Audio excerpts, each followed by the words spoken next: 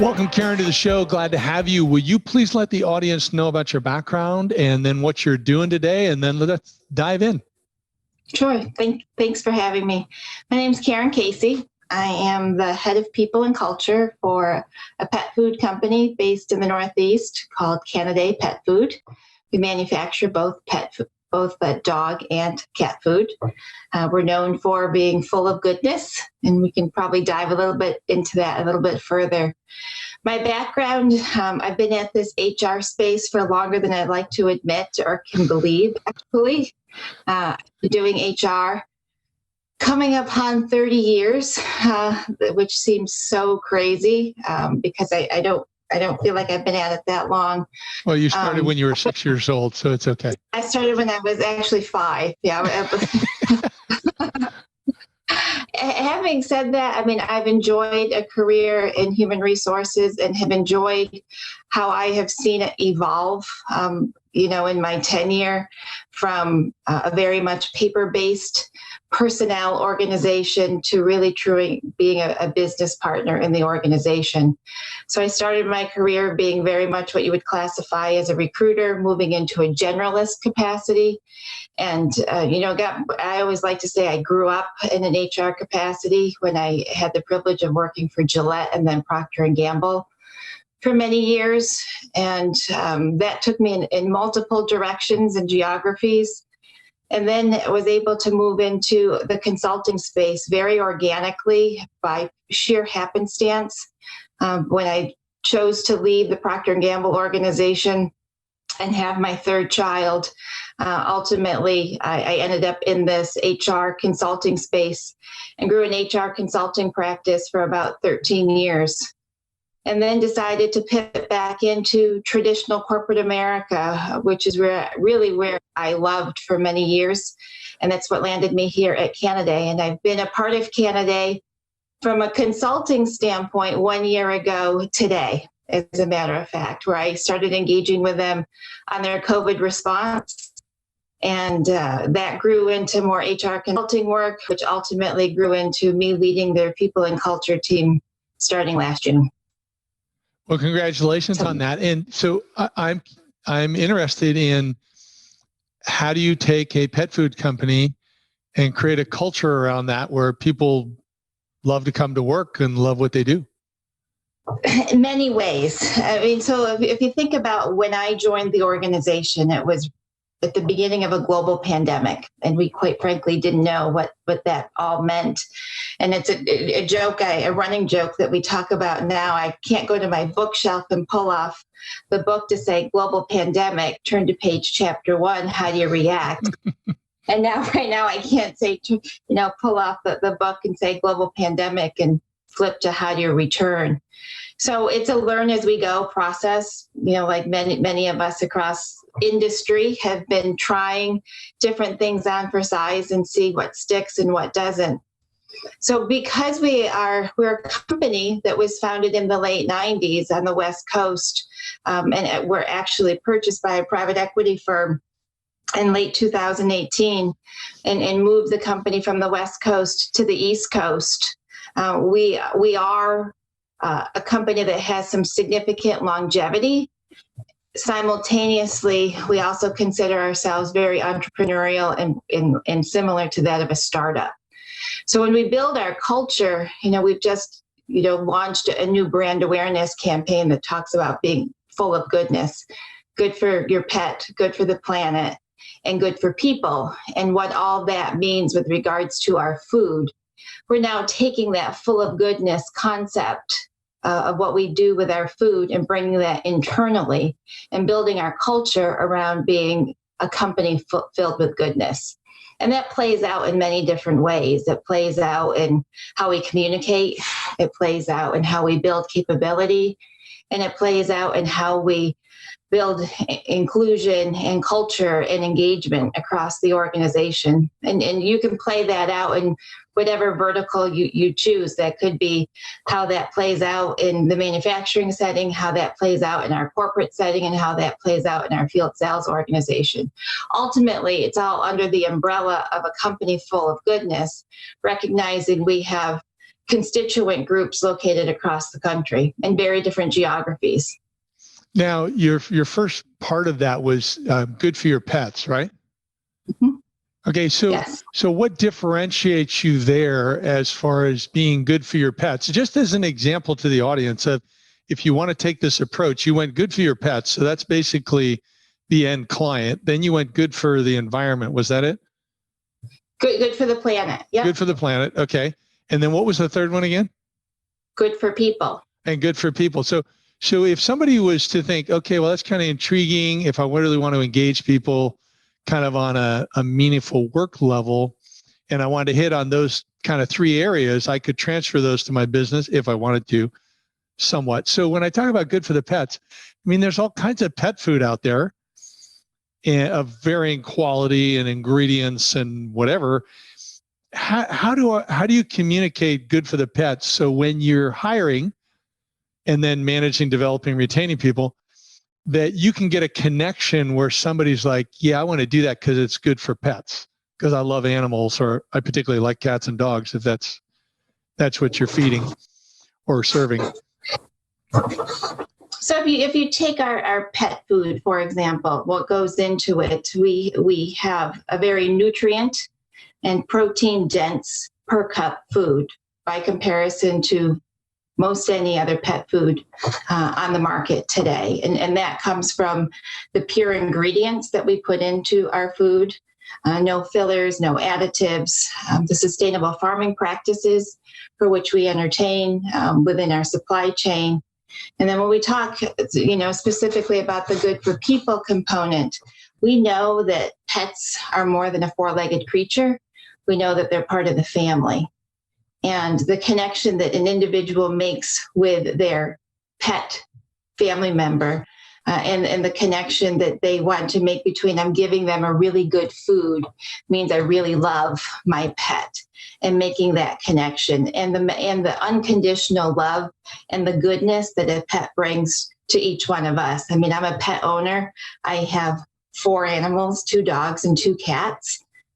So when I was looking at the company and being a part of considering joining full time, there is such an immense passion around what we do in our food, and the food scientists that we have, and the veterinarians that we partner with, that make our food really come to market, resonates not only at the point of shelf but across our entire organization. So I have a 12-year-old dog that is 50% chow and 25% golden retriever. So he's about 100-pound dog. He's snoring over on the side over there, and he has some lumps that are common with big dogs. I guess they're like fatty abscesses or something. I don't know what they are. And, he kind of wheezes and things. He's getting older, 12 years old for a dog, that size is old. So when you talk about good for pets, has your team then done some research as to if your pet eats this type of food, this is what happens to them, versus if they eat our type of food, it's more likely they'll have these healthy attributes? Has anything been done like that? Yeah, there's a significant amount of research that's done with regards to the proteins and the product of the food that we have and how that correlates to animal health. Similar to you, I have 2 golden retrievers, so they're both, one's probably more of a mix who came from a shelter, one is more of who came from a breeder, both big dogs, so I can relate to having the big dog. One's not 12, though. My oldest dog is 5. And when I first joined Canidae, actually, I had this conversation this morning. When I first engaged with Canidae, I didn't know who Canidae was. That then required me to do some digging and some research, and we could really identify, at least online, the differentiating factors between the food I was using at the time versus the food that, or the company I was going to work for. I have since been able to see it play out in real time of the differences in the food that I used to use versus the food that I'm using now. And that comes all the way down to, the amount of waste that you clean up in your yard on a daily basis, all the way through to their coat and how much you actually have to feed them on a daily basis. Yeah, it's very interesting because, to be candid, I go to Costco and there's bags of food. Okay. And so I'm trying to choose which one. I don't really know which one. Well, this one's for an older dog and has XYZ. In retrospect, I mean, this dog's been like my best friend. So this dog's a great dog, great disposition, very easygoing, extremely loyal. That's why he's sleeping over in the corner there, is because he just wants to be near me versus outside sleeping in the sun, which he does like that too. But I might have made a different decision based on how much I was spending and what brand I was getting on the dog food if I actually knew that there was some health benefits or something, that might affect him, give him longer life, healthier life. I mean, like now in the evening, I take him for a walk, but we call it the nightly drag or the daily drag because he goes so slow now. And, his sniffer is partially gone. So, he'll sniff for 30 seconds, what used to take, 2 or 3 in the past. So, but it seems like when you talk about the pet side, that's really something you can gauge on. So you're big on recruiting and hiring. Do you test for that passion when you're hiring? You don't have to be a pet owner to work for Canidae. And in fact, we have a fair amount of individuals who aren't necessarily pet owners. It's not so much the passion in being a pet owner, it's in the passion of our mission and our values and what we deliver. If you take, for example, so we haven't done a ton of recruiting, especially during COVID. We have turned the chapter and doing a bit more recruiting with regards to that. So what we talk about specifically in engaging individuals and bringing them into the portfolio, one of the things I always like to say in recruiting, whether it was for a big brand that I used to come from or a small brand for which we are building, is interviewing becomes a two-way street. I'm interviewing somebody no different than they're interviewing me. And I usually take a good 15, 20 minutes before I even engage in a question and answer conversation and interview, investing the time in telling people about our journey, where we've been, where we are, and where we're going. And I press the pause button there and allow them to ask me some questions early on to get them engaged and interested in what we're doing. Because what we are doing is building a brand, and we're building a company, and we're building a better pet food. And if you can get around that and be passionate about that, I'm less concerned as to whether you have a pet or not. Now, having said that, a lot of our employees, not all of them, a lot of our employees aren't just owners of one animal, they're owners of multiple animals. Take me, for example, as I said earlier, I have 4, 2 cats and 2 dogs. And I was one of those COVID crazy people and added to my portfolio. I got my second dog during COVID. So it reminds me, Norm Brodsky, I think he writes for Inc. magazine, talks about he will go through 25 to 30 minutes of company culture. And he observes how the person responds. And if they're excited, he feels, okay, I take them to the next level. If they're not, then it's like disconnect, end the interview, we're done.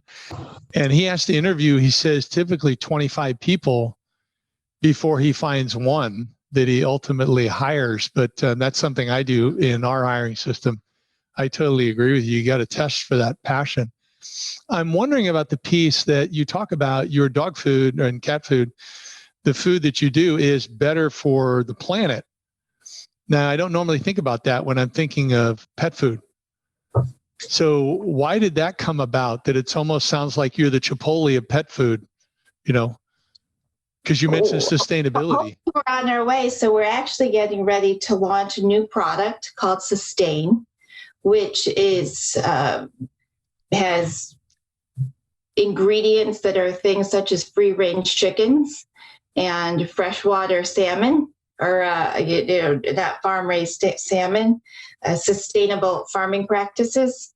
and our packaging will be 40% post-consumable recyclable.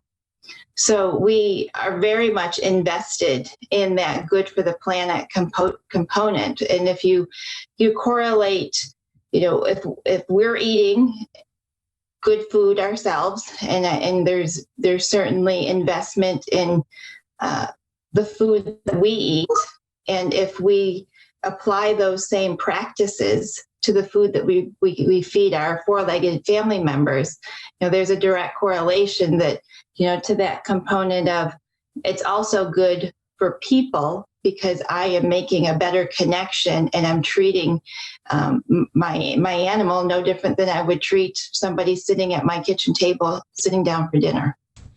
I'm wondering about something as I looked through some of your information. You used the word sophisticated several times. How does that tie into what you're trying to do there as a company culture, or with the hiring you're doing, or anything with the business there? I don't see that word that often. Many of the colleagues I have, many of the members on actually all of my members of my management team, and many of the individuals for whom we've recruited, all came from many large multinational consumer product companies, where they enjoyed very sophisticated and excellent business processes. And what we want to be able to do is take the best of what we've learned and curated across our career, across all the individuals for whom we've hired, and bring that level of sophistication into a small organization where we can be nimble and flexible and a little bit more responsive to the market needs or to our people than for which maybe we enjoyed in being part of a bigger company. I credit my years at Gillette and Procter & Gamble for the investment they made in me and building my career, and the capability that they helped me foster and facilitate, and the opportunities for which I had. I am now able to take all of that learning and all of that, the colleagues and the individuals for whom I interacted with on a daily basis, and leverage all of those learnings and take that into an organization that's new, that is building, that's evolving, and bring that level of sophistication to a small organization. So if you think about some of our culture that we talked about earlier, there's individuals that I work with who came from, like I said, global multinational organizations, who are putting their talents and their sophistication and their credentials to work at building this amazing pet food and this amazing company. What is, if you think about it, in your career or at your current organization, what are some of the game changers? What are some of the aha moments that have happened as you're trying to drive culture, whether it was something that was a significant mistake or something that was being done wrong or not the best, or whether it was something, whether intentionally done or accidentally done, or you found out about that somebody was doing that wasn't even your idea, that was like, whoa, this is having a huge impact. We need to take this bigger. What are the game changers that you've experienced? Because I've been at this for just a few years, I think one of my biggest learnings in building either a culture or building an organization, building HR for that matter, is keeping things simple and easy to understand. Many times, myself included in my tenure, it's easy to get caught up in a lot of the flavor of the months or the most sophisticated technology that's on the market, or the bells and whistles that exist in some of those pieces of technology. Yet, if you implement all of them, you spend all of your time maintaining that set of technology, or trying to explain, or trying to educate, and trying to maintain, for that matter, instead of lifting yourself up, saying, what are the real needs of the business? So in my world, what I do now is what is going to meet the business from an HR standpoint, what's going to help facilitate the business further, not hinder it, and make it easier for everybody to understand. Like I said, it is so easy to get caught up in what other people are doing, or, that could be perceived as sophistication or the complexity. And what I've learned, especially now being in a smaller company, is keep it simple, keep it relevant, and keep it nimble that you can grow and evolve. I use a term, and I think if you probably asked anybody across my organization now, because I use it a lot, progress over perfection. We are building, so in some cases we're building, flying, and fixing simultaneously. And I never like to look backwards, but in many cases, I challenge my own team to say, look how far we've come. Instead of getting overwhelmed for what we have to do for the future, if we look back and see how far we've come, we know we can hit the milestones in the future. And that's by hitting things one hit, one run, one inning at a time in a true baseball analogy, or in our real time, it's one policy, one practice, one addition to the technology tool that we have, that we can then eventually make the business drive harder and further, and we can further the business along behind the scenes. Well, I love sometimes that. The scenes and sometimes behind the scenes. Yeah, I love that with keeping it simple and then progress over perfection. I'm remembering that we had another guest who recommended, if somebody's 80% right, and what he didn't say is that, and it's not going to hurt us, right. Go with it, so you can make that progress that you're talking about. Very powerful. In progress, in not being perfect doesn't mean not putting out good product. That means you're on your way. I always want to, being a consumer product company, your brand leads. So you always want to make sure that you're representing the brand no matter what you're doing. If we wait for perfection, we might not ever get anything out.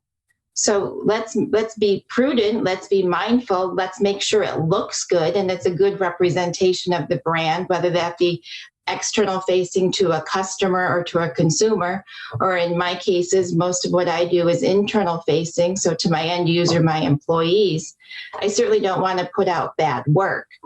Having said that, if I wait for it all to be done and every I dotted and every T crossed, it would be months, years before I activate on certain pieces of policy or technology or process. Yeah, I can see that.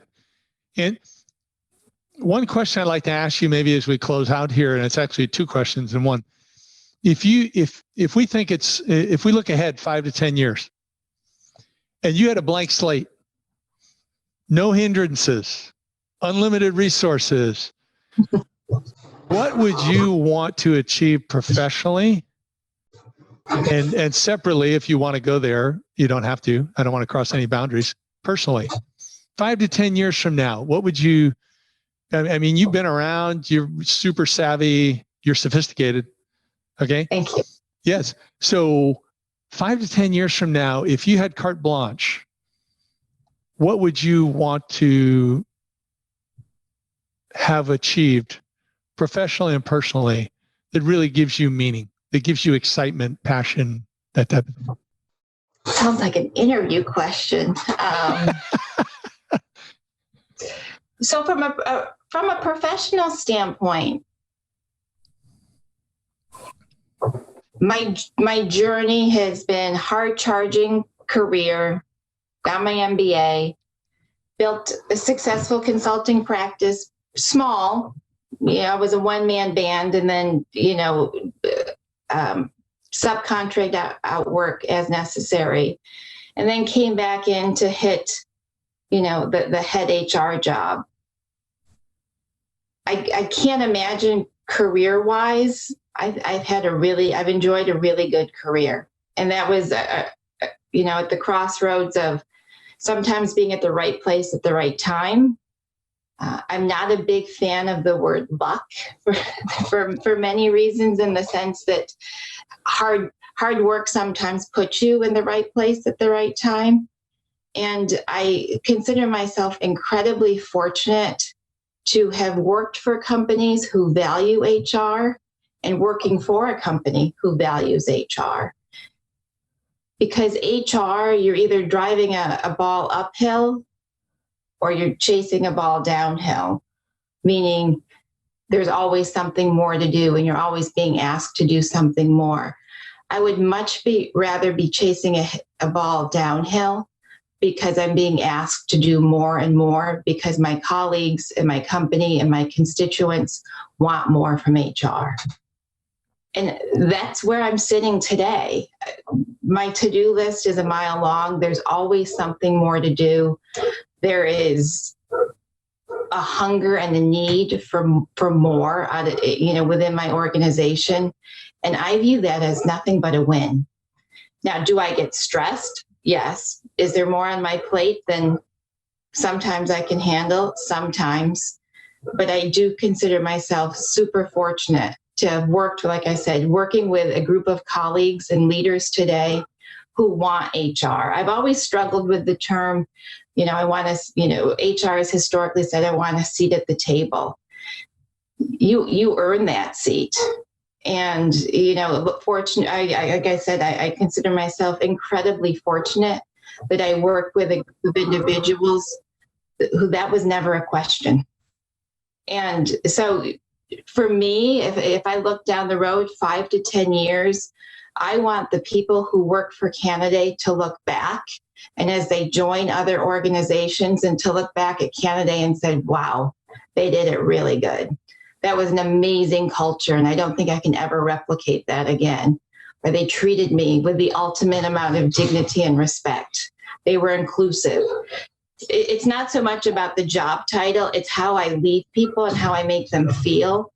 And like I said, 5, 10 years when I'm not working with them anymore, they can look back and say that was a pretty special place to work. Well, that's great. And so let's think about it, leaders that are on the audience there, and think about, wouldn't you want to look back and have that type of legacy? And how do you get there? You keep it simple and you choose progress over perfection, as Karen has said. So if people want to learn more about you, what you're doing, your company, where do they go? To learn a lot more about Canidae, you can go to Canidae.com, where you can learn all about the right food for your dog or the right food for your cat, as we talked about earlier on. You can learn about a little bit about our culture. You can learn about our job opportunities. And you can also see how our culture is really coming to life on LinkedIn. And, follow us on all of our social channels of Instagram and Facebook. And for those of you, the audience that are listening, how do you spell Canidae? Canidae. Okay, there we go. Well, thank you very much for being on the show. I think this has been great for our audience.